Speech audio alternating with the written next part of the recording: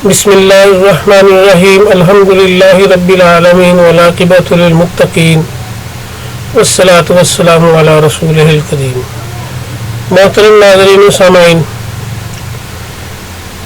سب سے پہلے تو آپ سے یہ گزارش ہے کہ میری والدہ محترمہ کے لیے خصوصی دعا کریں، ان کی تندرستی کے لیے۔ ان کا آپریٹ ہوا اور اس وقت وہ بستر علالت میں ہے، ہسپتال سے چھٹی ہو چکی ہے، تو اسی سلسلہ میں مصروفیت کی وجہ سے باقاعدہ طور پر ویڈیوز میں چینل پہ اپلوڈ نہیں کر پا رہا۔ انشاءاللہ تعالی اللہ پاک سے مہلت مانگی ہے کہ مجھے یہ مکمل تفسیر القرآن پروگرام یوٹیوب پہ اپلوڈ کرنے کی وہ ہمت، طاقت اور توفیق عطا فرمائے، آقا کریم و رحیم صلی اللہ علیہ وسلم کے وسیلہ عظمیٰ سے۔ تو عزیزان محترم، دورہ تفسیر القرآن جاری ہے، اس کا آج سبق نمبر 49 ہے۔ ہم سورہ فاتحہ کی تفسیر کے تقریباً اینڈ پہ ہیں۔ آیت نمبر 7 کی تفسیر آپ کے گوش گزار کر رہے ہیں، آخری آیت کی۔ تو اس میں آمین کے اوپر بھی تحقیق ہم نے آپ کی پیش خدمت کی۔ اب پچھلی ویڈیو میں نے ذکر کیا تھا فاتحہ خلف الامام کا۔ فاتحہ خلف الامام کا پہلے میں آپ کو دوبارہ پھر سمجھا دیتا ہوں کہ اس کے 2 جز ہیں جس وجہ سے فاتحہ خلف الامام کہا جاتا ہے اس کو۔ ایک جز تو یہ ہے کہ نماز میں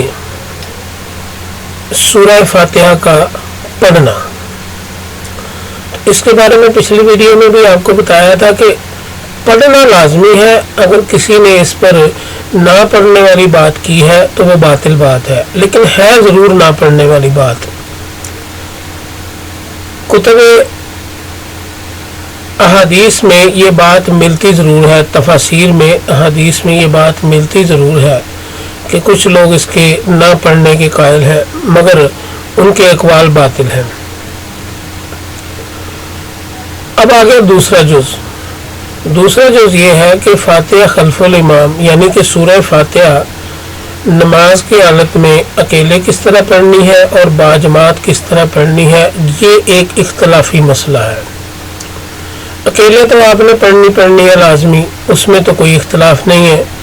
اب باجماعت میں اختلاف یہ موجود ہے کہ کچھ لوگ اس بات کے قائل ہیں کہ امام کی قرأت کے پیچھے مقتدی کی قرأت بھی لازمی ہونی چاہیے، یعنی مقتدی کو بھی سورہ فاتحہ زبان کے تلفظات کی ادائیگی سے پڑھنا لازم ہے۔ اور کچھ کا یہ کہنا ہے کہ امام کی قرأت مقتدی کے لیے کافی ہے۔ جن لوگوں کا یہ کہنا ہے کہ امام کی قرأت مقتدی کے لیے کافی ہے، وہ ان کی تعداد بھی زیادہ ہے اور موقف بھی مضبوط ہے۔ پہلے 2 ائمہ کرام امام شافعی اور امام احمد بن حنبل کے نظریات ہم نے پچھلی ویڈیو میں آپ کی گوش گزار کیے، اور وہ جن احادیث کا حوالہ رکھتے ہیں اپنے پاس ان کا بھی ہم نے ذکر کیا۔ اب ہم امام مالک کے نظریات، فقہ مالکیہ کے نظریات پہلے مختصراً آپ کے سامنے رکھتے ہیں، پھر فقہ حنفیہ امام ابو حنیفہ امام اعظم کے نظریات کو آپ کے سامنے رکھیں گے، اور ان کے نظریات پہ جو فاتحہ خلف الامام کے بارے میں نظریات ہیں اس پر پھر ان کے پاس کون سے دلائل ہیں کن حدیث سے، اس پر بھی انشاءاللہ تفصیلی گفتگو ہوگی۔ قاضی ایاز مالکی نے بیان کیا ہے کہ اشہب مالکی، ابن وہب مالکی اور کوفیوں کا قول یہ ہے کہ امام کے پیچھے کسی حال میں قرأت نہ کی جائے۔ یہ بات یاد رکھیں کہ مالکیوں کا نظریہ یہ ہے، مالکیوں کا مذہب یہ ہے کہ امام کے پیچھے قرأت نہ کی جائے، امام کی قرأت ہی کافی ہے۔ اس کے لیے جو حدیث پاک دلیل بناتے ہیں اپنی، وہ صحیح مسلم میں حضرت ابو ہریرہ رضی اللہ تعالی عنہ سے روایت ہے کہ سورہ فاتحہ کے بغیر نماز ناقص ہے۔ ان سے کہا گیا کہ بعض اوقات ہم امام کے پیچھے ہوتے ہیں. حضرت ابو ہریرہ نے کہا اس وقت اپنے دل میں پڑھو. اس حدیث کا معنی یہ ہے کہ جب امام قرأت کرے تو اس کے معنی میں تدبر کرو. تابعین کی ایک جماعت کا یہ قول ہے کہ امام کے پیچھے کسی حال میں قرأت نہ کی جائے. وہ کہتے ہیں کہ صرف ہونٹ ہلائے جائیں اور خود کو بھی آواز نہ آئے, اور جس نے خود کو سنایا اس نے اچھا کیا. امام مالک اور ان کے عام اصحاب اور بہت سے متقدمین نے یہ کہا ہے کہ مقتدی امام کے ساتھ سری نمازوں میں پڑھے اور جہری نمازوں میں نہ پڑھے. یعنی جن نمازوں میں امام قرأت اونچی آواز سے کرتا ہے تلاوت, ان میں نہ پڑھے,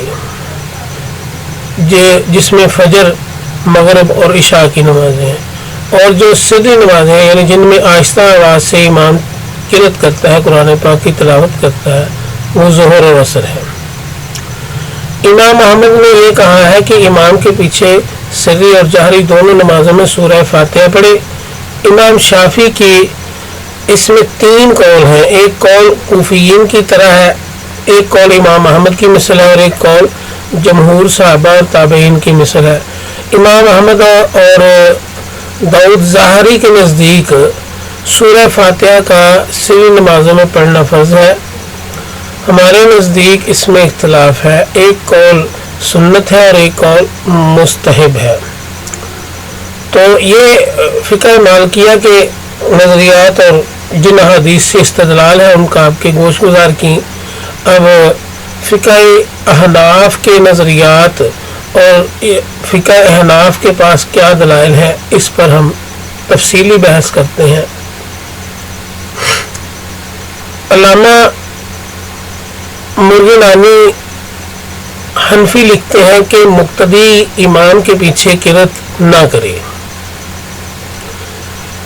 اس بارے میں وہ کہتے ہیں کہ ہماری دلیل یہ ہے کہ نبی صلی اللہ علیہ وسلم کا ارشاد ہے کہ جس شخص کا امام ہو تو امام کی قرأت اس کی قرأت ہے. اور سنن ابن ماجہ اور طحاوی کے حوالہ جات سے یہ حدیث پاک نقل کی ہے صاحب تفسیر تبیان القرآن نے. اس پر صحابہ کا اجماع بھی ہے, یعنی جو پیچھے قول گزرا ہے کہ امام کی قرأت ہی مقتدی کی قرأت ہوگی.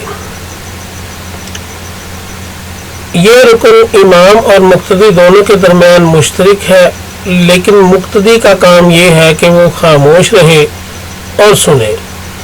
نبی صلی اللہ علیہ وسلم کا ارشاد ہے کہ جب امام قرأت کرے تو مقتدی خاموش رہے. اس کا حکم بھی نبی اکرم صلی اللہ علیہ وسلم نے فرمایا, حتیٰ کہ صحابہ کرام رضوان اللہ تعالی علیہم اجمعین بھی پیچھے خاموش کھڑے ہوتے تھے اور قرأت سنتے تھے. امام محمد سے ایک روایت یہ ہے کہ احتیاطاً قرأت کرنا مستحسن ہے, اور امام ابو حنیفہ اور امام ابو یوسف کے نزدیک امام کے پیچھے قرأت کرنا مکروہ ہے کیونکہ اس پر وعید ہے.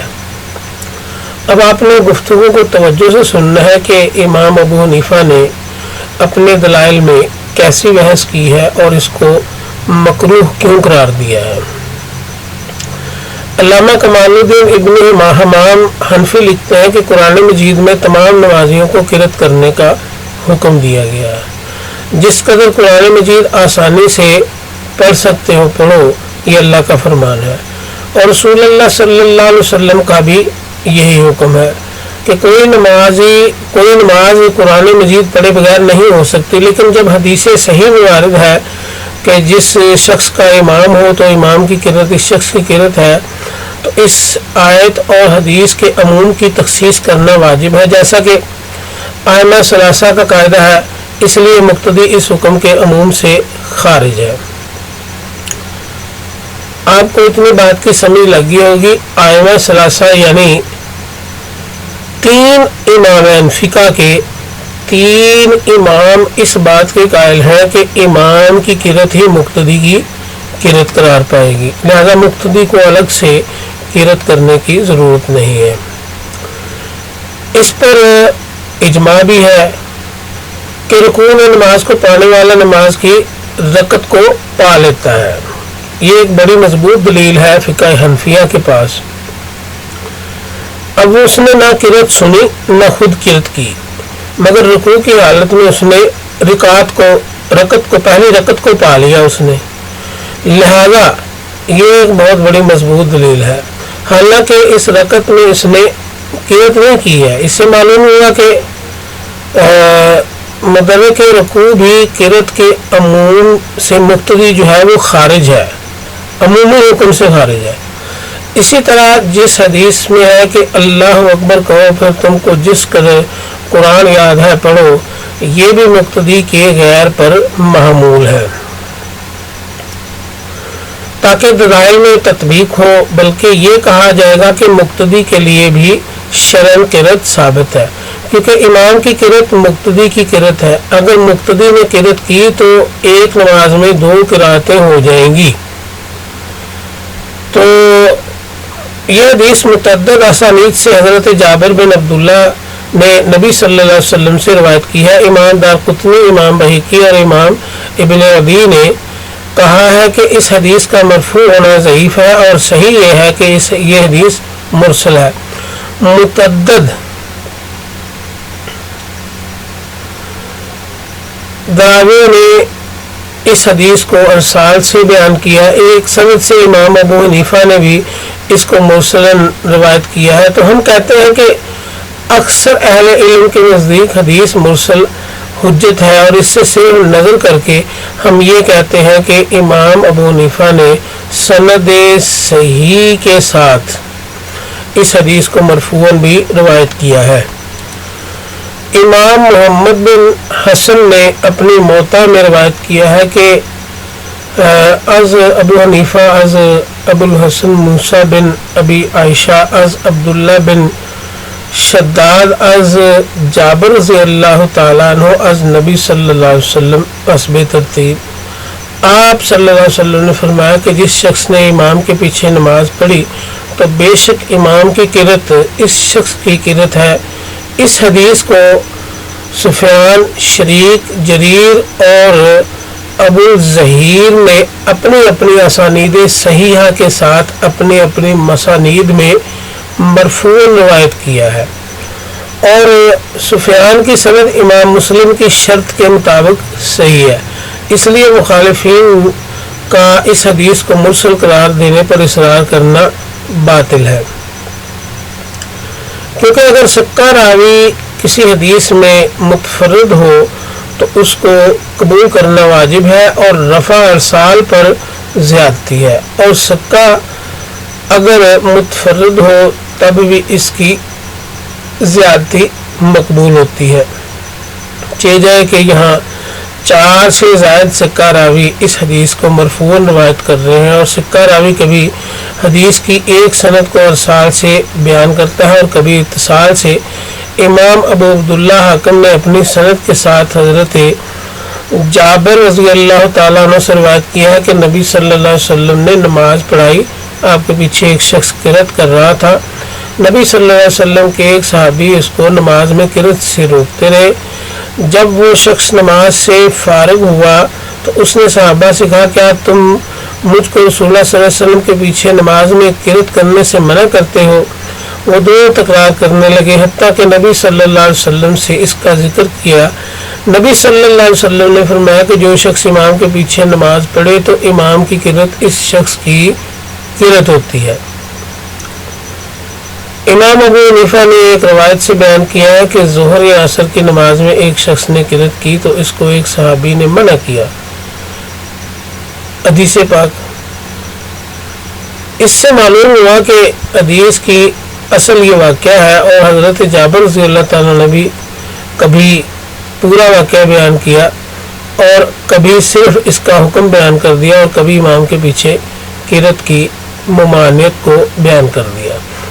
تو عزیزان محترم، جو چند لمحے پہلے احادیث کے تقابل کی جو گفتگو ہوئی ہے، اس کو سمجھنے کے لیے ابھی ہم نے صرف ترتیب کو اور توازن کو ملحوظ رکھا ہے، اس لیے ہم ذرا تھوڑا سا تیزی سے آگے گزر گئے ہیں۔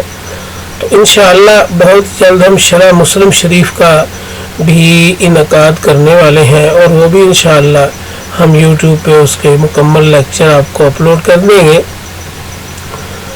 تو اس جب شرح مسلم شریف ہم شروع کریں گے نا، آپ ہمارے ساتھ کنٹینیو قائم رہیے گا، تو انشاءاللہ ہم اس میں یہ آپ کو تفصیلاً آسان لفظوں میں سمجھا دیں گے کہ ضعیف، مرسل، حسن، صحیح یہ احادیث کیا ہوتی ہیں، اور ان کی یہ قسمیں کیوں ہیں، اور کون کون سی قسمیں، اور کن احادیث پہ عمل کرنا ضروری ہے، کن احادیث پہ عمل کرنا ضروری نہیں ہے۔ اور یہ علم حدیث کے بارے میں ہم آپ کو تھوڑا سا اتنا سمجھا دیں گے کہ آپ کے علم میں اتنا اضافہ ہو جائے کہ آپ خود سے احادیث کو سمجھ سکیں۔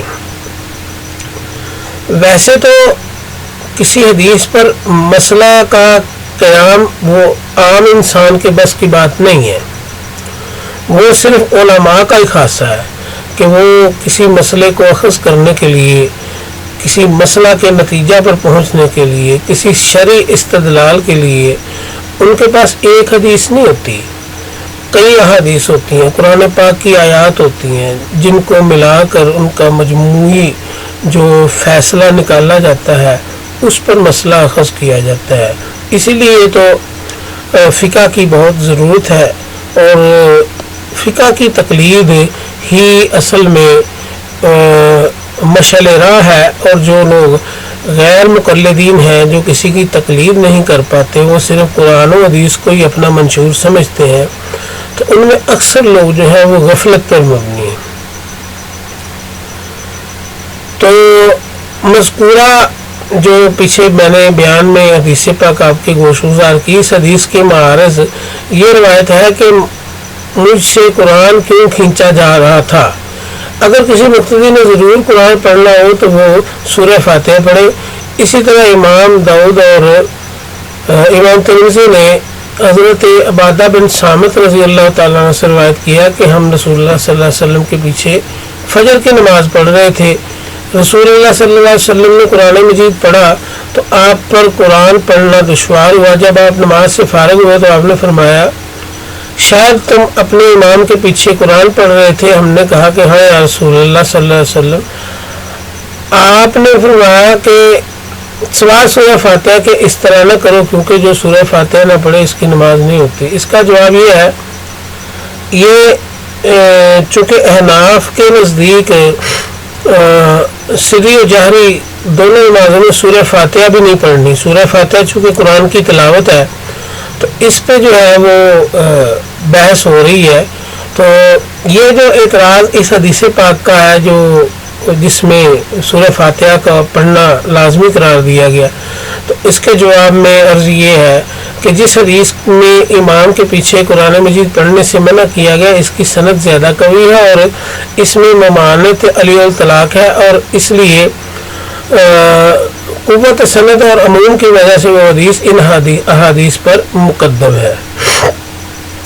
حضرت جابر رضی اللہ تعالیٰ کی حدیث دیگر احادیث سے معید ہے، ہر چند کے ان کی اسانید ضعیف ہے اور صحابہ کے مذاہب سے بھی معید ہے، اور حتیٰ کہ صاحب ہدایہ نے یہ کہا ہے کہ امام کے پیچھے قرأت نہ کرنے پر اجماع صحابہ ہے۔ وہ حدیث حسب ظاہر ہم آپ کی گوش گزار کرتے ہیں، تو ان میں نمبر 1 حدیث یہ ہے کہ امام مالک نے اپنی موطا میں از نافع از ابن عمر رضی اللہ تعالیٰ عنہ سے روایت کیا ہے کہ جب تم میں سے کوئی شخص امام کے پیچھے نماز پڑھے تو امام کی قرأت اس کے لیے کافی ہے، اور جب وہ تنہا نماز پڑھے تو قرأت کرے۔ اور حضرت ابن عمر امام کے پیچھے قرأت نہیں کرتے تھے۔ اگلی حدیث امام دارقطنی نے اس حدیث کو مرفوعاً بیان کیا ہے اور یہ کہا ہے کہ اس کا مرفوع ہونا راوی کا وہم ہے، لیکن یہ حکماً مرفوع ہے کیونکہ حضرت ابن عمر کا یہ قول ہے کہ رسول اللہ صلی اللہ علیہ وسلم سے سماع پر محمول ہے۔ امام ابن عدی نے کہا ہے کہ امام ابن عدی نے کامل میں کہا ہے کہ میں حضرت ابو سعید خدری رضی اللہ تعالیٰ سے روایت کرتا ہوں اور کیا ہے انہوں نے کہ رسول اللہ صلی اللہ علیہ وسلم نے فرمایا جس شخص کا امام ہو تو امام کی قرت اس شخص کی قرت ہے۔ اس حدیث کی سند میں اسماعیل ضعیف راوی ہے اور اس کا کوئی متابع نہیں ہے۔ امام ابن عدی کا یہ کہنا صحیح نہیں ہے، بلکہ اسماعیل کا متابع سے نظر بن عبداللہ امام طبرانی نے مجمع اوسط میں اور نظر بن عبداللہ الحسن اس حدیث کو روایت کیا ہے، اور حسن سے سندن اور متنن یہی روایت ہے۔ امام طبرانی نے اس حدیث کو حضرت ابن عباس سے بھی مرفوعاً روایت کیا ہے، لیکن اس میں کلام ہے۔ کلام کا مطلب یہ ہوتا ہے کہ جس حدیث پر بحث کی جا سکتی ہو اور اس کا کسی اور حدیث سے استدلال کیا جا سکتا ہو، اس کے قوا اور کمزوری کو بحث میں لایا جا سکتا ہو، اسے کہتے ہیں حدیث پر کلام کرنا۔ امام طحاوی نے شرح معانی اور آثار میں اپنی سند کے ساتھ روایت کیا ہے کہ عبداللہ بن مقاسم نے حضرت عبداللہ بن عمر، حضرت زید بن ثابت اور حضرت جابر بن عبداللہ رضی اللہ تعالیٰ سے سوال کیا تو انہوں نے کہا کہ کسی نماز میں بھی امام کے پیچھے قرت نہ کرو۔ امام محمد بن حسن نے اپنی موطا میں اپنی سند کے ساتھ ابو وائل سے روایت کیا ہے کہ انہوں نے حضرت عبداللہ بن مسعود رضی اللہ تعالیٰ سے امام کے پیچھے قرت کے متعلق سوال کیا تو انہوں نے کہا خاموش رہو، نماز میں صرف ایک شغل ہے اور تمہارے لیے امام کافی ہے۔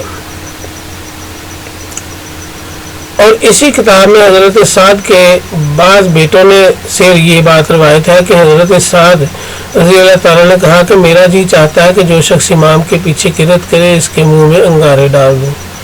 اس کو امام عبد الرزاق نے بھی روایت کیا ہے، مگر اس کی روایت میں ہے کہ میں اس کے منہ میں پتھر ڈال دوں۔ امام محمد نے اپنی موطا میں اپنی سند کے ساتھ حضرت عمر بن خطاب رضی اللہ تعالیٰ سے روایت کیا ہے، انہوں نے کہا کہ جو شخص امام کے پیچھے قرت کرتا ہے کاش اس کے منہ میں پتھر ہوتے۔ اس اثر کو امام عبد الرزاق نے بھی روایت کیا ہے۔ امام طحاوی نے اپنی سند کے ساتھ ابو جمرہ سے روایت کیا ہے کہ میں نے حضرت ابن عباس سے پوچھا کیا میں امام کے ہوتے ہوئے قرت کروں؟ انہوں نے کہا نہیں۔ امام ابن ابی شیبہ نے اپنی مصنف میں حضرت جابر رضی اللہ تعالیٰ سے روایت کیا کہ امام کے پیچھے قرت نہ کرو، خواہ جہری نماز ہو یا سری۔ امام عبد الرزاق نے روایت کیا کہ حضرت علی رضی اللہ تعالیٰ نے فرمایا کہ جس شخص نے امام کے پیچھے قرت کی اس نے فطرت میں خطا کی۔ امام نسائی نے حضرت ابو درداء رضی اللہ تعالیٰ سے روایت کیا ہے کہ رسول اللہ صلی اللہ علیہ وسلم سے سوال کیا گیا کیا ہر نماز میں قرت ہے؟ فرمایا ہاں۔ انصار کے ایک شخص نے کہا کہ قرت واجب ہو گئی۔ حضرت ابو درداء کہتے ہیں کہ میں نے اس کی طرف مڑ کر دیکھا اور کہا جب امام کسی قوم کو نماز پڑھائے تو اس کی قرت قوم کے لیے کافی ہے، اگر مؤخر ذکر نبی صلی اللہ علیہ وسلم کا کلام نہ ہو بلکہ حضرت ابو درداء کا کلام ہو تو یہ کیسے ہو سکتا ہے کہ پہلے وہ نبی صلی اللہ علیہ وسلم سے یہ روایت کریں کہ ہر نماز میں قرت ہے، پھر امام کی قرت کو مقتدی کی قرت قرار دیں؟ یہ اسی وقت ہو سکتا ہے جب ان کو یہ علم ہو کہ نبی صلی اللہ علیہ وسلم نے مقتدی کی قرت کو امام کی قرت قرار دیا ہے۔ 80 صحابہ کبائر رضوان اللہ تعالیٰ علیہم اجمعین سے امام کے پیچھے قرت کی موانت منقول ہے۔ ان میں حضرت علی المرتضی، حضرت عبداللہ بن مسعود، حضرت عبداللہ بن عمر، حضرت عبداللہ بن عباس، حضرت عبداللہ بن زبیر رضی اللہ تعالی عنہم کے اسماء شامل ہیں، اور محدثین نے ان تمام صحابہ کے اسماء کو ضبط کیا۔ امام شافعی رحمۃ اللہ علیہ کہتے ہیں کہ قرت نماز کا ایک رکن ہے اور اس میں امام اور مقتدی دونوں مشترک ہیں۔ ہم کہتے ہیں کہ دونوں مشترک ہیں، لیکن مقتدی کا حصہ قرآن مجید سننا اور خاموش رہنا ہے، کیونکہ قرت سے مطلوب تدبر اور تفکر ہے اور اس پر عمل کرنا اللہ تعالیٰ فرماتا ہے، جیسا کہ اللہ تبارک تعالیٰ نے سورہ صاد کی آیت نمبر 29 میں ارشاد فرمایا ہے کہ یہ قرآن مجید مبارک کتاب ہے جو ہم نے آپ کی طرف نازل فرمائی ہے تاکہ وہ اس کی آیات پر غور کریں۔ تو عمومی تلاوت میں بھی ناظرین محترم نبی اکرم صلی اللہ علیہ وسلم کی تلاوت کو سنا جاتا تھا، سب سے پہلے سماع کیا جاتا تھا، اور یہ مقصد اسی وقت حاصل ہوگا جب وہ قرآن مجید کو سنیں گے، جیسے جمعہ کا خطبہ واعظ اور تذکیر کے لیے مشروع کیا گیا، تو اس کا سننا واجب ہے تاکہ اس کا فائدہ حاصل ہو۔ یہ نہیں کہ ہر شخص اپنے نفس کا کوئی خطبہ دینے لگے، اس کے برخلاف باقی ارکان خشوع کے لیے مشروع کیے گئے، اور خشوع رکوع اور سجود سے حاصل ہوتا ہے۔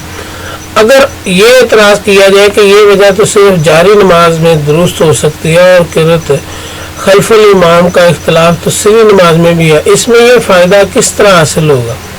اس کا جواب یہ ہے کہ قرآن مجید میں دو چیزوں کا حکم دیا گیا، سننے کا اور خاموش رہنے کا۔ اب قرآن پاک کو سننا بھی عبادت ہے اور سننے کے وقت خاموش رہنا بھی عبادت ہے، اور جب یہ کہ یقین ہو کہ جس کی اقتداء میں جب ہم نے یہ کہہ دیا کہ پیچھے اس امام کے، تو اس اقتداء کا کامل یقین ہے کہ امام نے قرأت کرنی ہے، تو پھر قرأت تو ہو گئی اور جماعت کی قرأت ہو گئی۔ اللہ تبارک و تعالیٰ نے سورہ اعراف کی آیت نمبر 204 میں ارشاد فرمایا، اور جب قرآن پڑھا جائے تو اسے کان لگا کر سنو اور خاموش رہو تاکہ تم پر رحم کیا جا سکے۔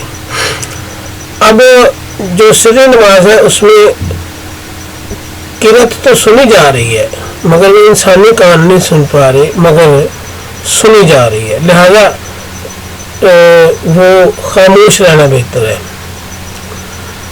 امام مسلم روایت کرتے ہیں کہ حضرت ابو ہریرہ رضی اللہ تعالیٰ عنہ بیان کرتے ہیں کہ رسول اللہ صلی اللہ علیہ وسلم نے فرمایا، امام قرأت کرے تو تم خاموش رہو۔ امام مسلم نے فرمایا کہ یہ حدیث صحیح ہے۔ خلاصہ یہ ہے کہ قرآن مجید اور احادیث میں دو چیزوں کا حکم ہے، سننے کا اور خاموش رہنے کا، اور جب امام زور سے قرأت نہ کرے اور اس کے لیے سننا ممکن نہ ہو تو اس کے لیے خاموش رہنا تو ممکن ہے۔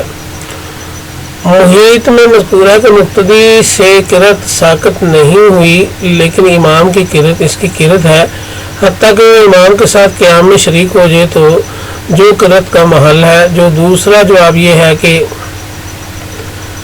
ہم یہ نہیں مانتے کہ مقتدی کے لیے بھی قرأت رکن ہے، کیونکہ اگر مقتدی کو رکعت فوت ہونے کا خوف ہو اور رکوع میں مل جائے تو اس کی نماز جائز ہے، خواہ وہ بالکل قرأت نہ کرے، اور اس کے جواز پر اجماع ہے۔ مثلا جب ایک شخص امام کو رکوع میں پائے اور اگر مقتدی کے لیے بھی قرأت رکن ہوتی ہے تو اس عذر کی وجہ سے اس سے قرأت ساقط نہ ہوتی، جیسے رکوع اور سجود اس سے ساقط نہیں ہوتے۔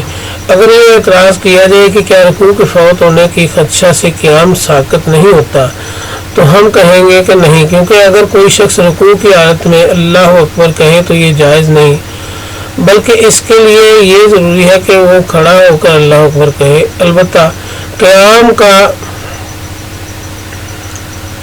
جو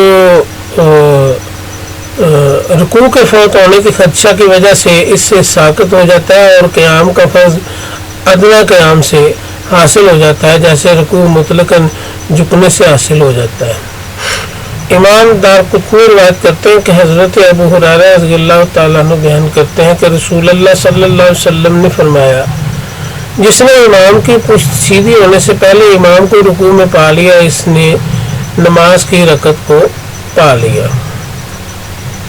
شرح صحیح مسلم جلد اول میں خلف الامام کے موضوع پر مزید بحث اور دلائل ہے، اور جیسا ہم نے پہلے عرض کی کہ ہم جب شرح مسلم شریف شروع کریں گے تو اس میں ہم انشاءاللہ اس بحث کو مزید تفصیل کے ساتھ شامل کریں گے۔ تو اللہ تبارک و تعالی میرا اور آپ کا حامی و ناصر ہو، اور الحمدللہ کہ آج سورہ فاتحہ کی تفسیر جتنی کہ تفسیر تبیان القرآن میں درج ہے ہم نے آپ کے گوش گزار کر دی، اور انشاءاللہ اس پر میں ایک چھوٹی سی الگ ویڈیو بناؤں گا اظہار تشکر کے لیے کہ شکر ہے الحمدللہ سورہ فاتحہ قرآن پاک کی پہلی سورت کی تفسیر اللہ تبارک و تعالیٰ نے مکمل کرنے کی توفیق عطا فرمائی۔ اللہ تبارک و تعالیٰ میرا اور آپ کا حامی و ناصر ہو، ہمیں دین کی سمجھ فہم و فراست عطا فرمائے، اپنی معرفت اور اپنے محبوب کی پکی اور سچی محبت عطا فرمائے۔